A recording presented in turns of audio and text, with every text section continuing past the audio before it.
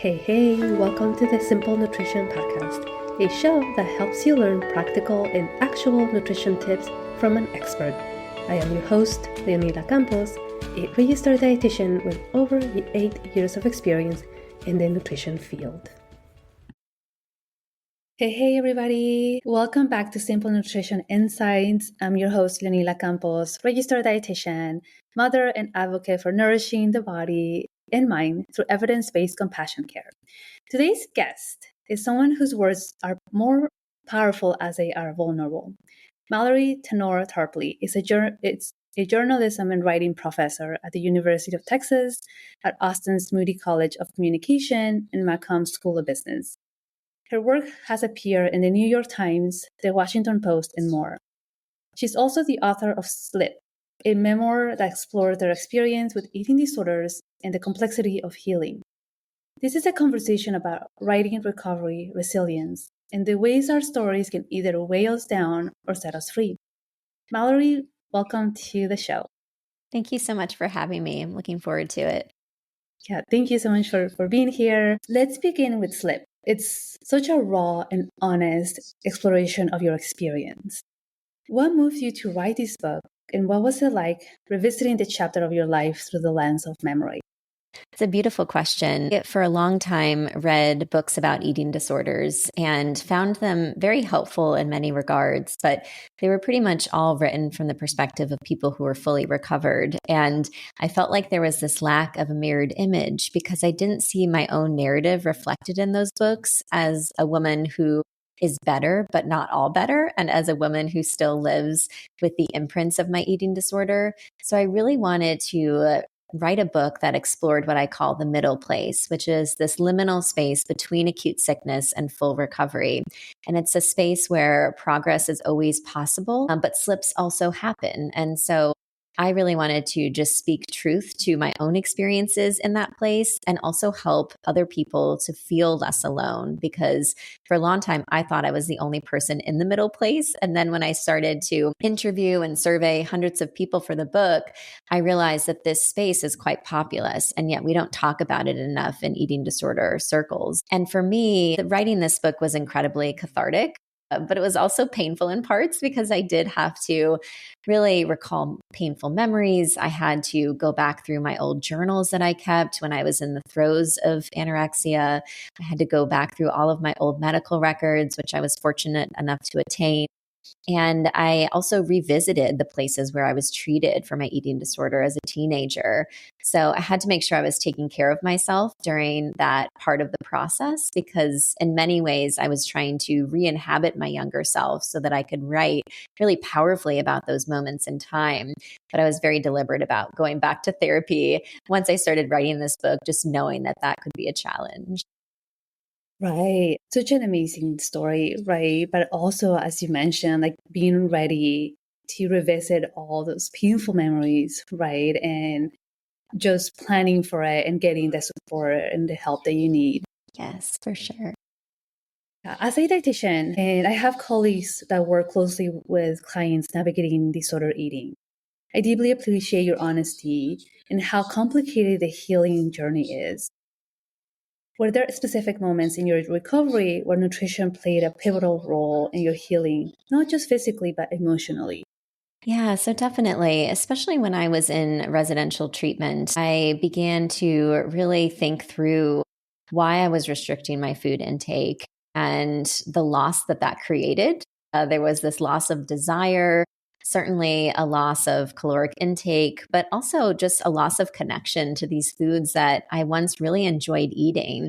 And it took me a really long time to be able to almost reacquaint myself with these foods that I'd once loved. But a big part of my recovery was taking these very slow steps toward having more variety in my diet. So we sometimes would try to switch up the foods that I ate, but that proved to be really difficult. So my treatment providers at the time said, well, let's switch up the order in which you eat the foods, because I was very meticulous about eating foods in the same order. So we started with this very small step of switching up the order of the foods. And then we would switch up very small things like having checks instead of Rice Krispies for my cereal, right? And just making these little small changes that ultimately over time led to bigger ones. Like I remember in treatment having ice cream for the first time in almost 4 years and just feeling really anxious about it, but going to the ice cream shop with my therapist and also secretly enjoying it. I couldn't express the fact at the time that I really enjoyed eating that ice cream. But now I can look back on it and recognize that I did. And so being able to make these choices in a safe environment in the residential treatment program was incredibly helpful. And then as I got better, I was able to really think through more of what I wanted to eat rather than what the eating disorder was telling me I should and shouldn't eat. Yeah. And thank you for sharing that. And I'm sure the entire process, right, is a work in progress and just trying different things. Yes, it was so helpful just to be able to talk with someone who knew what I needed, but who was talking more about the pleasure behind food. Because, I mean, when I was really sick, eating gave me no pleasure at all. But I developed my eating disorder after my mother died when I was 11. And so, one of the things that dietitians and therapists did was talk with me about the foods that I'd once really enjoyed eating with my mother. And so then I started to think about how could I potentially incorporate those foods into my meal plan so that I can begin to think about the foods that I once loved that gave me joy and how can I find that sense of joy again with these foods. And ultimately, it took a really long time, but I was able to. Right. So thank you for sharing your story and, and writing the book for others to read as well. Yes, I really do hope that it helps people because I certainly wish that I had a book like this when I was sick and in the early stages of my recovery. Yeah, I can imagine. So often in recovery, there's a gap between knowing and feeling. How did writing help you bridge the emotional truths that weren't always visible during treatment? So, writing has always helped me to make sense of the world, and it's how I make connections between what I think and what I say and what I do. And so, in writing the book, I was really able to think about just how hard it was for me in the early stages of my recovery. Because looking back on that time period, it became very clear when I was writing the book that I was so intent on reaching the gold standard of full recovery. And yet I really didn't know what that meant. And so, in the absence of a real definition, I thought of it as this perfectionistic ideal where I would have to go about my eating and exercise and schoolwork and everything perfectly because I wanted to be the poster child for full recovery. But that really felt so insurmountable after a couple of years. And I did end up relapsing in college. And writing about that particular period in time helped me to really just empathize with myself more because I was really stuck in this relapse in which I would binge eat one day and restrict the next. And this lasted for well over a decade. And yet I continued to tell people I was fully recovered during that time because I was too afraid to admit that I was anything but fully recovered. And looking back on that period in my life, I wish I could have extended a hand to my younger self and said, it's okay to ask for help. It's okay to have these slips in your recovery. Because basically, when I was in that relapse, I didn't think that slips were okay. And so every slip would turn into a slide because I would feel really bad about slipping. And then I would feel defeated by the slip and ashamed of the slip. And then I would just keep repeating these negative behaviors. And it wasn't until I started thinking about this middle place framework that I really began to make meaningful progress forward, where I could recognize that slips can happen, but that progress is also possible.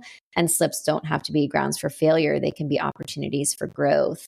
So, writing the book helped me to make a lot of connections between that relapse that I experienced and the ways in which developing this middle place thinking helped me to really be able to move forward in my recovery.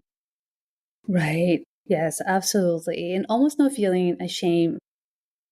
Slips are essentially going to happen and not we don't have to justify things, right? Or feel like we're disappointing anybody.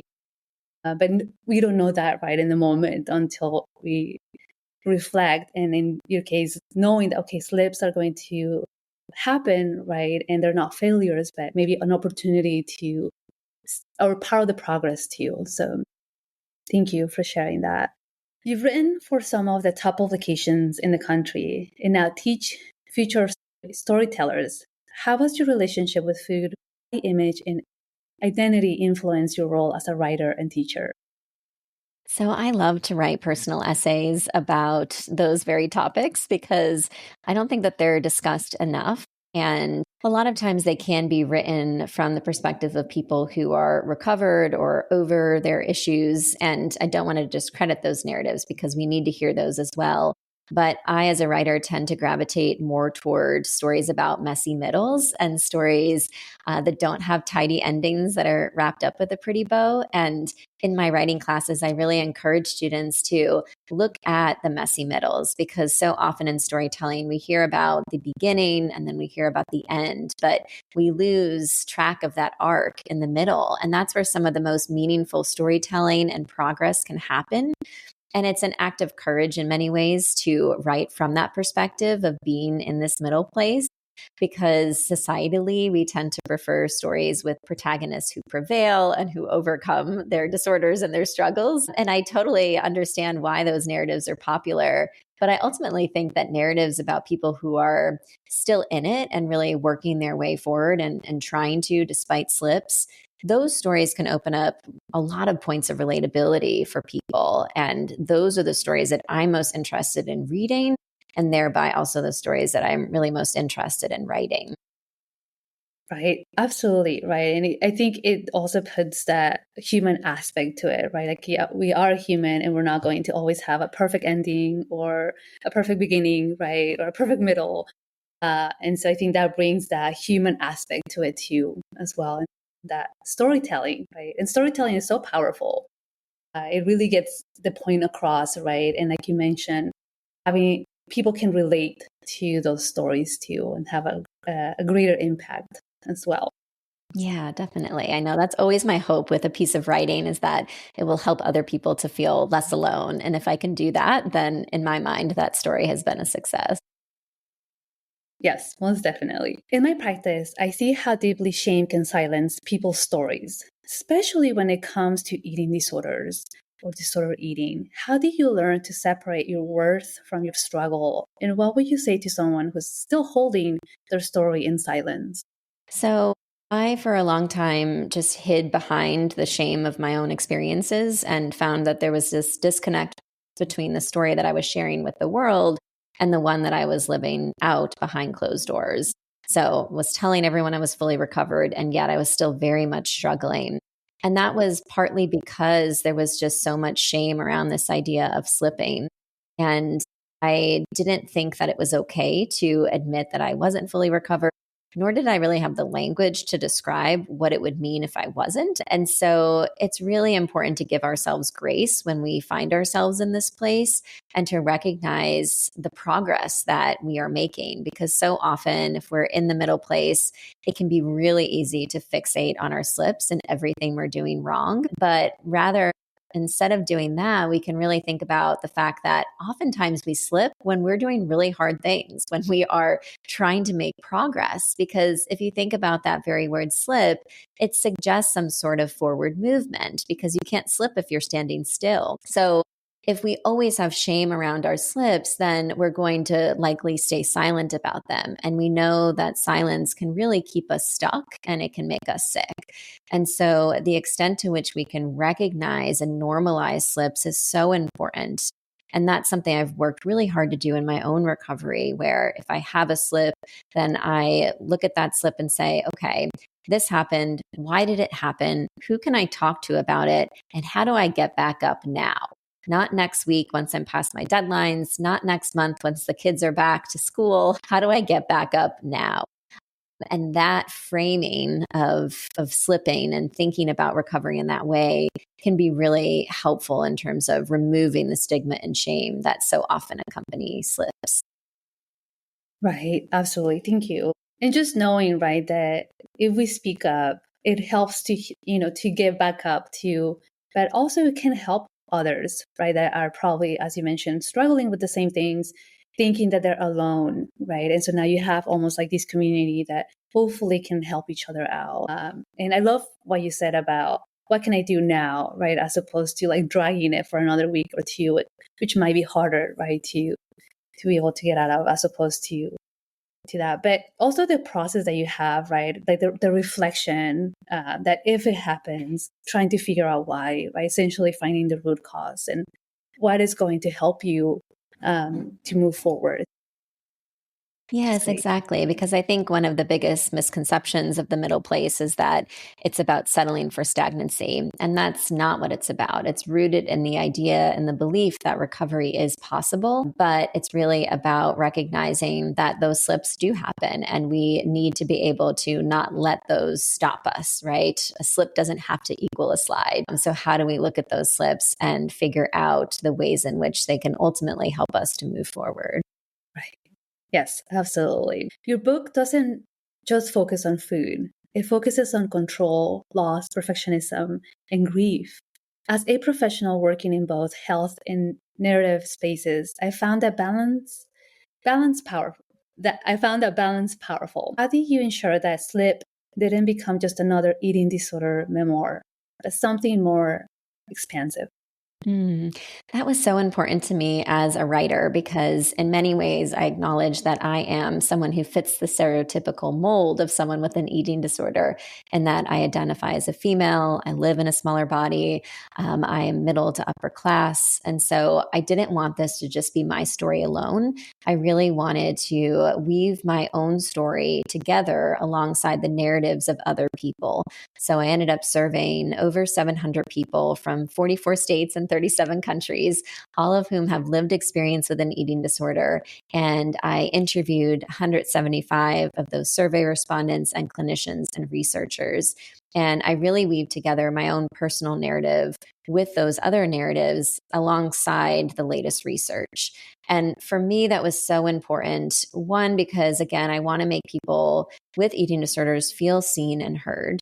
I also want to dispel misconceptions about who does and doesn't struggle because very often eating disorders are misunderstood. And I really want this book to help educate people around eating disorders, and certainly those in the medical community, but also caretakers and educators as well. I think all too often we look at books on eating disorders and we think, well, I don't have an eating disorder. I don't know anyone who does, so that book's not relevant to me. But we could all benefit from learning more about eating disorders because more likely than not, we are going to be touched by an eating disorder or affected by one at some point in time in our lives, whether it ends up being us who struggle individually or people we know. And so the more we can learn about them, the more we can work at eating disorder prevention. And being able to do that with this book was so important to me. Because I really want this to just be a resource and a public service for lots of different folks who are interested in eating disorders and who want to learn more about them. Right. And you're absolutely right that even if maybe you don't have an eating disorder, right, but you might know somebody or you might be able to help somebody that maybe is showing some signs, right, of eating disorders. And being able to, as you mentioned, prevention, right? Being able to help them and support them. Oftentimes, even families, right, struggle with like understanding what an eating disorder is or how to help their loved ones or their friends.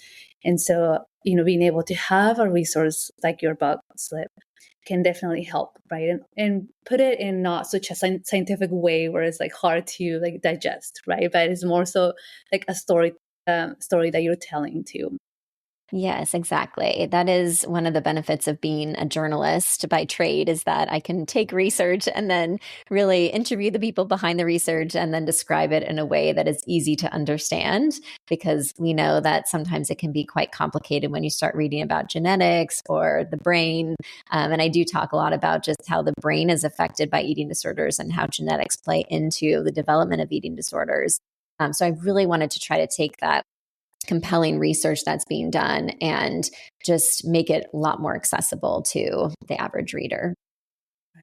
And it's just amazing the work that you did to be able to write your book, right? And backed by science and just all the interviews and surveys that you did.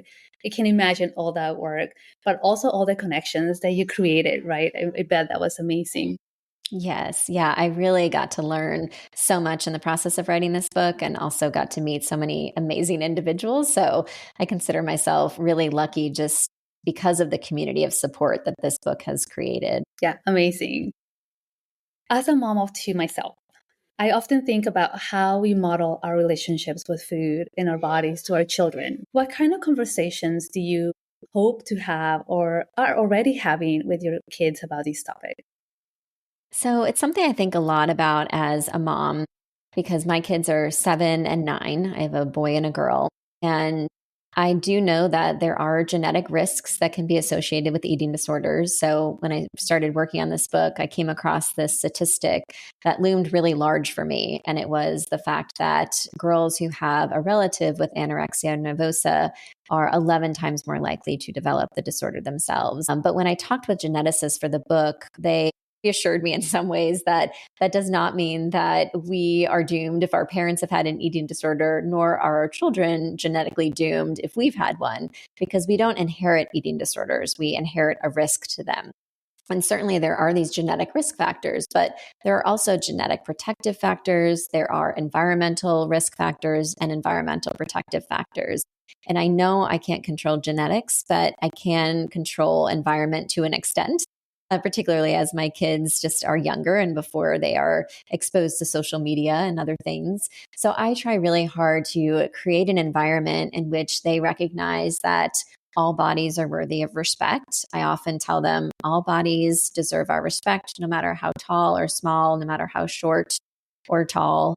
And that's something that I really try to emphasize with them because I don't want them to grow up thinking that being overweight is something that is morally wrong, right? I also really try to help them to see themselves outside of what they look like. So when my daughter turned 9 a couple months ago, I made her this mirror and it's in the shape of a flower. And on each petal, I painted a word that described who she is. So creative, kind, empathetic, because I want her to look in the mirror and see who she is and not just what she looks like. Because all too often we're going to get these messages that tell us that our weight determines our worth. And I want my kids to recognize that they are going to hear those messages because we live in a society that's steeped in diet culture. But I want them to recognize that they don't have to internalize those and they don't have to necessarily let those affect the choices that they make around food and their bodies. So we talk about how food is fuel. Food helps them to take up space. It gives them energy to play and move around in their day. And I really try to look at food that way as opposed to talking about food as being good or bad. Because very often when we think about kids, they don't have the ability to really look a whole lot at nuance. And so it's very easy for children to ascribe moral values to food where if you say that a certain food is bad, then a child may think that they're then bad if they're eating that food. So I really try to avoid those labels, which may seem innocuous, but they can end up being pernicious, particularly if a child is already predisposed to developing an eating disorder. I love that. Oh my goodness. I think it's so powerful what you said because it's so true, right? The way that we talk about our bodies, the way that we talk about food in front of our kids, right? We are the role models. Even if sometimes we feel they're not listening to us, they are listening all the time. And so if we say something negative about our bodies or about food or this food is bad, as you mentioned, right, they're going to be like, well, if I eat that food, then I'm bad. And so then internalizing that, right? And we can definitely see a cascade of like negative things about that. And I love that flower mirror that you created for your daughter. I think that is such a wonderful idea and such an amazing way to see, herself as these other descriptive words that do not involve the body, right, or how she looks. What makes her beautiful in different ways. So it's amazing. Well, For thank you. sharing Yeah, that. she uses the mirror a lot, which makes me happy. And just also makes me happy to think about her and my son really just recognizing what their body can do for them. We talk about how the body is not an ornament, but an instrument. And so I don't expect them to always unconditionally love their body as they get older, because that can sometimes feel unrealistic and can almost be a form of gaslighting if we're always telling children that they have to love their bodies. But I really want them to respect their bodies. I would love for them to unconditionally love their bodies as well. But more so, I want them to just really be appreciative of what their bodies do for them. Right. Amazing. Thank you so much for sharing that. And I think it's such a powerful statement for all the parents and anybody, right, that is essentially out there listening, because we can use those words for ourselves too, to describe ourselves, the way that we look, right, or the way that we want diet culture to see us, but essentially as our, the worth that we provide to this world, and that goes beyond our looks. It's empowering. Let's talk routines. Writing, like recovery, often requires structure, grace, and self compassion. Do you have any rituals or nutrition habits that help you stay grounded as both a writer and a person in long term recovery? Mm-hmm. Yes. So when it comes to writing, I definitely have a routine where I get up very early to write. So to write this book as someone working full time with two young kids, I had to get up at 4 a.m. to work on this book. And that habit has just stuck for better or worse. So I get up very early, but I also find that I just need a burst of energy at that time of day. So I always have a cup of iced coffee with cream in it. And then I always have at least one piece of chocolate. And that's just almost like a little treat for myself, but it's just a way to feel energized at the start of the day. And then I still make sure that I have my meals. One thing that I sometimes have to do is just set reminders to eat. Not that I'm not ever thinking about food, but sometimes I just need to make it more of a priority, because in this middle place, I recognize that I still do have tendencies to restrict my food intake if I'm really stressed or if I'm just super busy throughout the day. So I have to be really deliberate about that. And so that is part of my routine. Alongside still seeing a dietitian. So I still do see a therapist and a dietitian, because it can be really easy at certain points in our recovery to think, well, we don't need that anymore, or we should be beyond that. But for me, it's about just maintenance and about being held accountable and having someone who I can talk to about what I've eaten or when I've had slips. And that has become a really important part of my routine, and a form of self care in a lot of ways. I love that you share those. Essentially, your support group, right? And who keeps you accountable and just providing support, right? Because you are absolutely correct that when we get busy or when we get stressed or like when we have more of these stronger emotions, right? We sometimes kind of go back to what we think, right, is going to help us as opposed to like what we actually need to do. And so having those professionals, right, to support you and guide you when you need it, or just for maintenance, as you mentioned, right? And to help during those slip times. It's definitely helpful to have that support. Mallory, let's talk about your book a little bit more, right? Where can listeners find it? Any other thoughts or comments that you want to provide the listeners before we wrap up? Sure. So the book is out and available wherever you buy books. So it's on Amazon, it's on Target's website, it's in your local independent bookstore. If they don't have it in stock, you can always order it through them. So I really hope that readers and listeners will check out this book, because it's all about eating disorders for sure, but it's also about these other themes that people can relate to, even if they haven't had an eating disorder. So, in many ways, the middle place is an apt term for where so many of us see ourselves in life. I think about it even with regard to grief and loss, how I haven't arrived at some place of closure since losing my mom, even though she's been gone almost 30 years. I still carry the load of that loss, but it's lighter now than it once was. So, I'm very much in the middle place with grief and loss. And I think that a lot of listeners could relate to that concept of the middle place. I'll just say too that it feels really meaningful to be putting this book out into this world at this moment in time, because I write a lot about loss and grief and motherhood in the book as well. And I just turned 40, which is the age my mom was when she passed away. So it feels very symbolic to just be publishing this book at the moment in time when I'm outliving my mother. So for anyone interested in those themes of motherhood and loss and grief, there's probably a lot for you in this book as well. Right. Thank you so much for sharing that. And happy belated birthday as well. I will make sure to share the links to your social media if that's okay with you. If you have anything else that you want me to share, I will also add it to the show notes. But Mallory, thank you so much for sharing your story and for allowing us into such an intimate part of your life. As a dietitian, I believe stories like yours are essential in reframing how we think about recovery, food, and self-worth. To those listeners, if you or someone you love is struggling with eating disorders, know that you're not alone. Recovery is not linear, but it's possible, and your story is worth telling. Thanks again, Mallory, and to each of you for tuning in. Be sure to subscribe and leave a review. And thank you again for all that you do. And remember to stay safe. This podcast, the links and resources provided are for the purpose to educate only and are not a replacement for medical advice or nutrition therapy. I suggest you seek out the help of a trained professional to help you with your specific situation and needs.